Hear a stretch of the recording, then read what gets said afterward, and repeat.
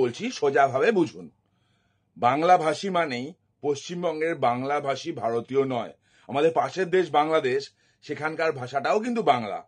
বিভিন্ন সময় বাংলাদেশ থেকে যারা অত্যাচারিত হয়ে চলে আসছিল তাদের ভাষাটা বাংলা, যারা অত্যাচার করলো তাদের ভাষাটাও বাংলা।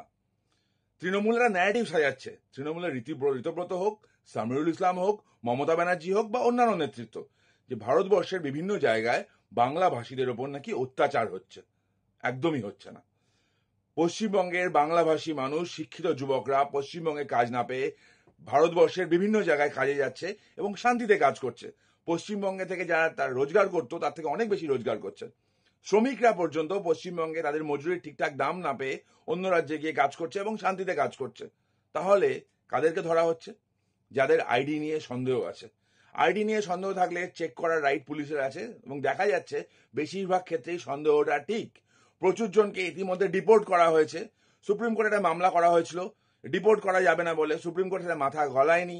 বিভিন্ন সময় দেখা গেছে জাল কাগজপত্র নিয়ে তারা ভারতবর্ষের বিভিন্ন জায়গায় কাজ করছে এবং ব্যাপারগুলো সামনে। কদিন আগে একটা হরিয়ানার ভিডিও ছড়ানো হলো, কিন্তু ভিডিওটার আসল সত্যটা অন্য। ওখানে একটা ডিজে নিয়ে ইস্যু নিয়ে ঝামেলা চলছিল। কেওয়াস, তার সাথে বাঙালি, পশ্চিমবঙ্গের বাঙালির কোনো সম্পর্ক নেই। আসলে তৃণমূল বাংলাভাষী এবং বাংলা